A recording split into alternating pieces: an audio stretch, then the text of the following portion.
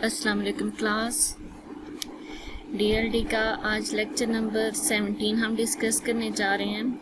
Last lectures में हम sign numbers के बारे में स्टडी कर रहे थे कि किस तरह से हम साइन नंबर्स को ऐड, सब्ट्रैक्ट या मल्टीप्लाई करते हैं। मल्टीप्लिकेशन में हमने जैसे कि डायरेक्ट एडिशन मेथड और सेकंड मेथड हमने पार्शियल प्रोडक्ट मेथड, ये दो मेथड देखे थे। मल्टीप्लिकेशन के बाद आज हम लास्ट अरिथमेटिक ऑपरेशन जो कि होता है डिवीजन और मोस्ट इम्पॉर्टेंट भी है डाटा वैल्यूज़ को डिवाइड करने का प्रोसेस, आज इंशाल्लाह हम उस प्रोसेस को स्टडी करेंगे। तो division of sign number, the number in division are the dividend and the divisor and the coefficient. जब भी आप दो नंबर्स को डिवाइड करते हैं तो तीन वैल्यूज उसमें यूज हो रही होती हैं, ठीक है। एक हमारे पास डिवाइडेंट होता है, एक डिवाइजर जो डिवाइड कर रहा होता है, और जो उसका आंसर आ रहा होता है वो कोएफिशिएंट कहलाता है। इसके अलावा हमारे पास किसी किसी वैल्यू में रिमाइंडर्स भी बचते हैं, लेकिन यहाँ पे हम सिर्फ उनकी बात करेंगे जो पूरे पूरे डिवाइड होते हैं, जिनमें रिमाइंडर्स वगैरह नहीं बचते, ठीक है। अब इसके अंदर हम किस तरह से यूज़ करते हैं, हमारे पास वो वैल्यू जो ऊपर होती है, यानी वो वैल्यू जिसने डिवाइड होना होता है वो डिवाइडेंट कहलाता है।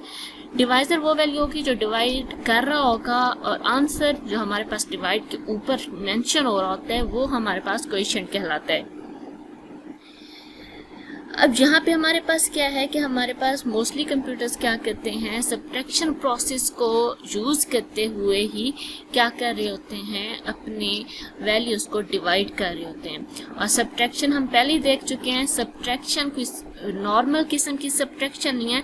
सब्ट्रैक्शन भी करने के लिए हम क्या कर रहे होते हैं, वैल्यूज़ को ऐड कर रहे होते हैं। अगर आप थोड़ा सा रिमाइंड करें, थोड़ा सा रिवाइज करें अपने माइंड में, तो आपको याद आएगा कि किस तरह से हमने सब्ट्रैक्शन प्रोसेस देखा था कि हम साइन चेंज कर देते हैं और दरमियान में हम प्लस लगा देते हैं। तो ये हमारे पास क्या होता है, ये हमारे पास सब्ट्रैक्शन का प्रोसेस होता है, जिसमें कर हम एडिशन ही रहे होते हैं। तो मल्टीप्लिकेशन भी वो थ्रू सब्ट्रैक्शन ही करेगा, और थ्रू सब्ट्रैक्शन मीन क्या है, थ्रू एडिशन प्रोसेस ही करेगा। तो यहाँ पे भी हमारे पास डिवीजन में भी कहीं ना कहीं एडिशन ही इन्वॉल्व होती है। हमने यहाँ पे देखा एडिशन में भी एडिशन होगी, सब्ट्रैक्शन में भी एडिशन प्रोसेस इन्वॉल्व होता है, मल्टीप्लिकेशन में भी एडिशन प्रोसेस इन्वॉल्व होता है, और अब हम यहाँ पे देख रहे हैं कि डिवीजन में भी एडिशन प्रोसेस ही इन्वॉल्व होता है। डिवीजन, जहाँ पे साइन नंबर्स को डिवाइड करने से पहले हम एक डेसिमल वैल्यू की एग्जांपल ले लेते हैं। ये हमारे पास बाइनरी नंबर नहीं है, ये हम अपने माइंड को थोड़ा सा कि डिवाइड किस तरह से किया जाता है, उसके लिए हम अभी डेसिमल वैल्यू को लेके एक एग्जांपल देख रहे हैं। अगर हमारे पास 21 है, अब इसे हमने 7 से डिवाइड करना है। इसका एक तरीका, एक आम तरीका क्या है, थ्रू सब्ट्रैक्शन हम कैसे करेंगे, जिससे आपने डिवाइड करना है ना, वो इस नंबर से आप सब्ट्रैक्ट कर दें और काउंट करते जाएं कि कितने बार आपने सब्ट्रैक्ट किया है। पहली बार सब्ट्रैक्ट करेंगे -7, तो आपके पास आएगा 14। ये फर्स्ट पार्शियल रिमाइंडर है। फिर हम 14 में से फिर से -7 करें, ठीक है। अब आप सेकंड टाइम सब्ट्रैक्ट कर रहे हैं, तो अब आपके पास सेकंड पार्शियल रिमाइंडर आएगा 7। फिर आप थर्ड टाइम फिर से इसमें से सब्ट्रैक्ट करें, तो अब आपके पास आएगा 0। यानी आपने तब तक माइनस करते रहना है जब तक आपके पास रिमाइंडर 0 ना आ जाए, सही है। इसमें फॉर एग्जांपल मैं आपको एक एग्जांपल देती हूँ कि आपके पास वैल्यू है 30 और 30 डिवाइडेड बाय 5 आपने करना है। तो आप क्या करेंगे, 30 - 5, आपके पास फर्स्ट टाइम आंसर आएगा 25। फिर 25 - 5 सेकंड टाइम आपने सब्ट्रैक्ट किया, तो अब आपके पास आंसर आएगा 20। फिर -5 करेंगे तो 15, फिर -5 करेंगे तो 10, फिर -5 करेंगे तो 5, और फिर -5 करेंगे तो आपके पास आएगा 0। यानी आपने सब्ट्रैक्ट करते जाना है, और कहाँ तक, जब तक आपके पास आंसर 0 नहीं आ जाता। और फिर आप काउंट कर लेंगे कि आपने सब्ट्रैक्शन कितनी बार की है। जैसे 5 वाले केस में मैंने 6 बार सब्ट्रैक्शन की थी, तो आपके पास कोएफिशिएंट क्या बना, 6। यहाँ पे आपने 3 बार की है, यहाँ पे फर्स्ट सब्ट्रैक्शन, सेकंड सब्ट्रैक्शन और थर्ड सब्ट्रैक्शन, तो इसमें आपका आंसर क्या बनेगा, 3 बनेगा।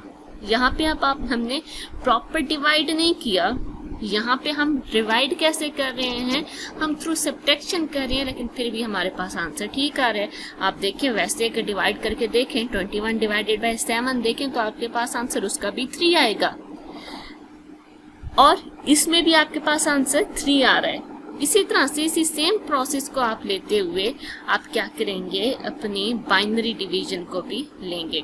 The sign of coefficient depend on the sign of divided and the divisor according to the following 2 rules.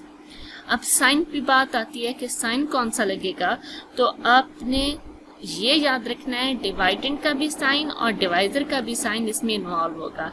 If signs are same coefficient is positive, sign same होंगे, दोनों plus होंगे या दोनों नेगेटिव होंगे, तो आपके पास कोएफिशिएंट का आंसर प्लस होगा। और अगर साइन डिफरेंट होंगे, यानी डिवाइजर प्लस है डिवाइडेंड माइनस है, या डिवाइजर माइनस है डिवाइडेंड प्लस है, चेंज इन साइन, तो आपके पास कोएफिशिएंट का आंसर नेगेटिव आएगा। ये आपने साइन के लिए बात याद रखनी है। फिर उसके बाद है division of binary sign number. किस तरह से हम बाइनरी नंबर्स को डिवाइड करते हैं, when 2 binary numbers are divided both numbers must be in true.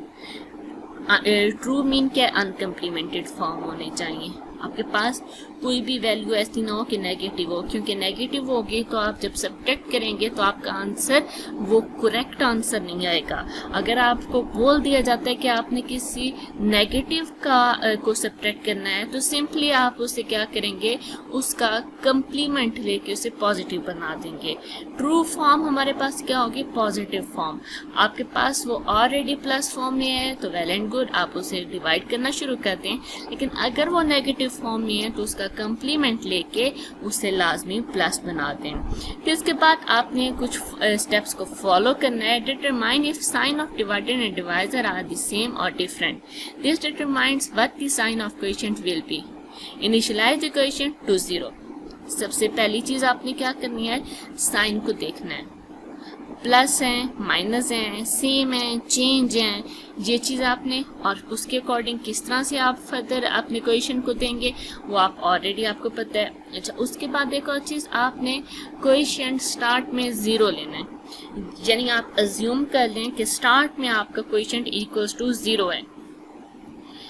Second step में subtract the divisor from dividend using 2's complement addition to get the first partial remainder and add 1 to the quotient।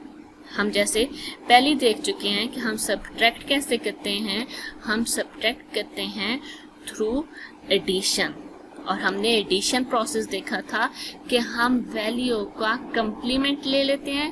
Value positive है तो negative, negative है तो positive बनाएंगे, यानी जो भी value आपके पास आएगी आपने उस वैल्यू का कंप्लीमेंट ले लेना है और उसे आपने ऐड कर देना है। सही है। अब यहाँ पे आपने क्या करना है, subtract the divisor from divided using 2's complement addition to get first partial remainder and add 1 to the quotient। आपने पहली बार जब ये पूरा प्रोसेस किया तो पहले आपने अज्यूम किया था कोएफिशिएंट 0 है। जब आप पहली बार अपना साइकिल कंप्लीट करेंगे, 2's complement ले लिया, उसे आपने सब्ट्रैक्ट कर लिया, आपके पास आंसर आ गया, और वो आंसर आपके पास रिमाइंडर उसका 0 0 0 नहीं बना, या तो पहली बार आपका 0 0 आ जाएगा तो आपने इस यहीं पे ख़त्म कर देनी है। लेकिन अगर रिमाइंडर 0 नहीं आता तो आपने स्टेप 2 को फिर से रिपीट करना है। सही है। जब ये हम एग्जाम्पल में भी करेंगे तो आपके ये माइंड में जो क्वेश्चंस आ रहे हैं कि यहाँ से समझ नहीं आई, वो नहीं समझ आ रहा, तो अभी जब एग्जाम्पल करेंगे तो साथ साथ में उन स्टेप्स को, ये जो हम अभी स्टेप्स पढ़ रहे हैं, इन स्टेप्स को रिवाइज करती जाऊंगी कि ये स्टेप हो रहा है, अब स्टेप 1 हो रहा है, अब ये स्टेप 2 हो रहा है, तो आपका माइंड क्लियर हो जाएगा और ये आपके स्टेप्स भी क्लियर हो जाएंगे। स्टेप 3 में क्या होगा, subtract the divisor from partial remainder. जो हमारे पास रिमाइंडर अब बचा फर्स्ट प्रोसेस में, उसमें हमने अब क्या करना है, अपने डिवाइजर को फिर से सब्ट्रैक्ट करना है। Add 1 to the coefficient if the result is positive, repeat for the next partial remainder. If result is 0 और negative, the division is complete. Continue to subtract the divisor from dividend and the partial remainder until there is a 0 or a negative result. Count the number of times that the divisor is subtracted and you have the quotient.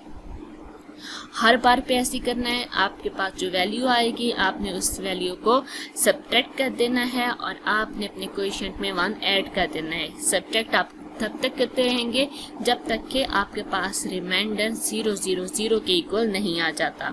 अब हमारे पास तो values हैं और हम इन्हें divide करना चाहते हैं। सबसे पहले तो आपने ये देखना है कि ये दोनों ही वैल्यूज़ क्या हैं, पॉजिटिव हैं। The sign of both numbers are positive, so the coefficient will be positive. The coefficient is initially 0।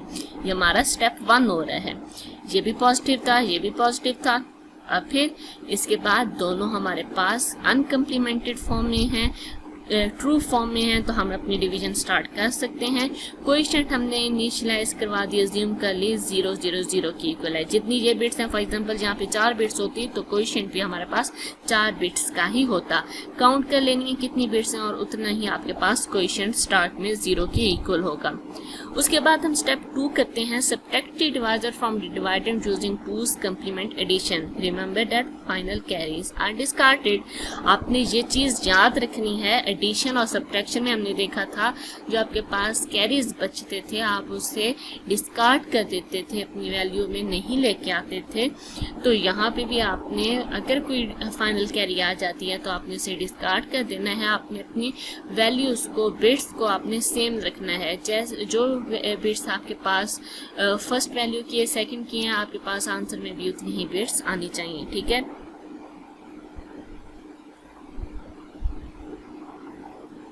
First value हमने ली डिवाइडेंड और ये हमारे पास सेकंड वैल्यू का हम उससे डायरेक्ट नहीं ले सकते, हम उसका पहले 2's कंप्लीमेंट लेंगे क्योंकि हम एडिशन करना चाहते हैं। और एडिशन करने के लिए हम सेकंड वैल्यू को सब्ट्रैक्ट नहीं करेंगे, उसका 2's कंप्लीमेंट लेके ऐड कर देंगे। तो यहाँ पे हमने इस वैल्यू का 2's कंप्लीमेंट लिया, 2's कंप्लीमेंट लिया तो ये बनेगा 1 1 1 0 0 1 1 1। ये देखें यही चीज़ में आ रही है, मैंने डायरेक्ट यहाँ से कंप्लीमेंट लिया और यही चीज़ यहाँ पे बन रही है। सब यहाँ पे ऐड करने पे ये चीज़ बनी। ये 1 थोड़ा मैंने साइड पे इसीलिए लिखा है कि आंसर में आ रहा था, लेकिन इसे हम आंसर में कंसिडर नहीं करेंगे, इसे हम डिस्कार्ड कर देंगे और नेक्स्ट प्रोसेस में हम इसको लेके चलेंगे। सही है। अब यहाँ पे देखें रिमाइंडर यहाँ पे ही 0 0 0 आ जाता ना, तो यहाँ पे ही हम स्टॉप कर देते, लेकिन क्योंकि यहाँ पे 0 0 नहीं आया तो अब हम क्या करेंगे, अपने कोएफिशिएंट में 1 ऐड कर देंगे। इस पूरे वैल्यू में 1 ऐड करें तो ये बनेगा यहाँ पे सारे 0 और यहाँ पे आ जाएगा 1। सही है, ऐड 1 टू कोएफिशिएंट, ये हमारे पास कोएफिशिएंट वैल्यू बन गई। यहाँ पे सॉरी ऐड करना था, माइनस का साइन मैंने लगा दिया, यहाँ पे प्लस का साइन आएगा। ठीक है, अच्छा अब subtract the divisor from first partial remainder using 2's complement addition. अब आपने फिर से जो फर्स्ट रिमाइंडर आया है उसके अंदर आपने वही सेम अपने 2's कंप्लीमेंट वाले वैल्यू को फिर से ऐड कर देना है। अभी हमने डेसिमल वाला देखा था ना, हम 21 - 7 किया था तो 14 आया था, 14 - 7 किया था तो 7 आया था, 7 - 7 किया था तो 0 आया था, यानी हम हर एक में 7 माइनस कर रहे थे। तो इसमें भी हमने ये जो 2's कंप्लीमेंट वाली वैल्यू लिया है ये सेम रहेगी, ऊपर वाला हमारे पास चेंज होता रहेगा। जैसे डेसिमल में पहले 21 था, फिर 14 बना था, फिर 7 बना था, तो यहाँ पे भी ये चीज़ चेंज होती रहेगी, लेकिन ये वाला हर एक में सेम रहेगा और आप इसे इसी सेम वैल्यू को इसमें ऐड करते जाएंगे। ऐड करने पे फिर से हमारे पास ये वैल्यू बनी। सही है, अब हमने इसको डिस्कार्ड कर लेना है और नेक्स्ट स्टेप में आप देखें यहाँ पे रिमाइंडर 0 नहीं आया। एक तो कोएफिशिएंट में आपने 1 ऐड कर देना है। अभी हमारे पास 1 था, 1 ऐड करेंगे तो बाइनरी लेके जा रहे हैं, 1 ऐड करके 2 नहीं बना देना, 2 बाइनरी में नहीं आता, 1 इसमें ऐड करेंगे तो हमारे पास ये बनेगा 1 0। याद रखना 1 0 बनेगा। 2 की बाइनरी क्या होती है, 1 0 होती है। यहाँ पे हमने एक तो इसे डिस्कार्ड किया, दूसरी चीज़ हमने इसमें देखा रिमाइंडर 0 तो नहीं आया, रिमाइंडर 0 नहीं आया तो अब इस वैल्यू को लेंगे और इसमें फिर से इसे प्लस कर देंगे। ठीक है, और कोएफिशिएंट में हमने ऐड किया तो 1 0 कोएफिशिएंट में आया।